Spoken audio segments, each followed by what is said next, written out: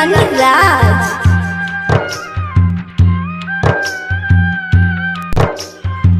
बिटिया तोहर बाजी डीजे मुन्ना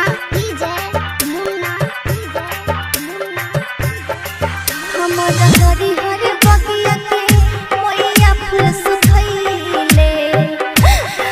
हमारा हरी हरी बगिया के मैया फूल सुखैले। हमारा हरी हरी बगिया के मैया फूल सुखैले। बिटिया तोहर बाजीन कहैले। हे मैया हमर मनवा के आस नहीं पुरैले। बिटिया तोहर बाजीन कहैले। हमर मनवा के आस नहीं पुरैले।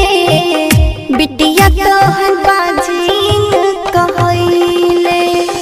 हमर मनवा के आस नहीं पुरैले। बिटिया तोहर बाजीन कहैले।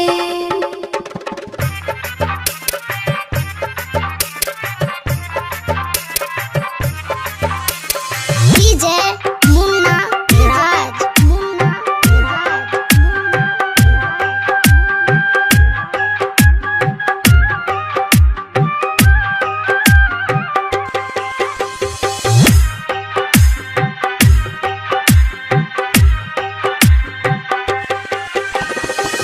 सब सलवारत कलियो सेरा वाली तोड़ गे। तब तू देले मोइया आँखिया मलोड़ गे।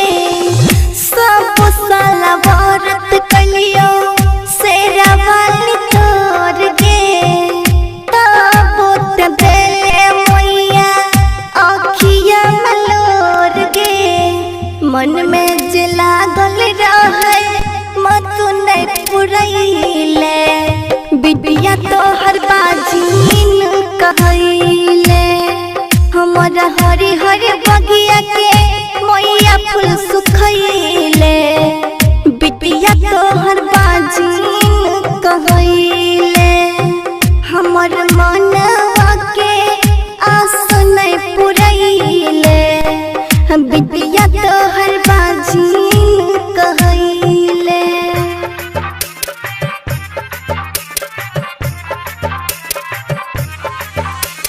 डीजे मुन्ना राज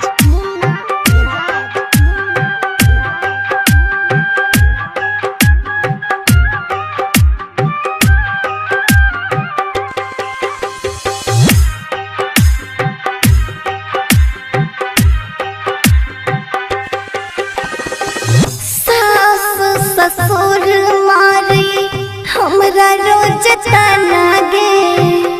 ए मुरानी के खाइल नहीं जाय छ खाना गे। सास ससुर मारी हमरा रोज ताना गे। ए मुरानी के खाइल नहीं जाय छ खाना गे। राइटर रूपेश के मैया किया तू कनैले। बिटिया तोहर बाजीन कहैले। हमारा हरी हरी बगिया के मैया फूल सुखैले। बिटिया तोहर बाजीन कहैले। हमर मनवा के आस नहीं पुरैले। बिटिया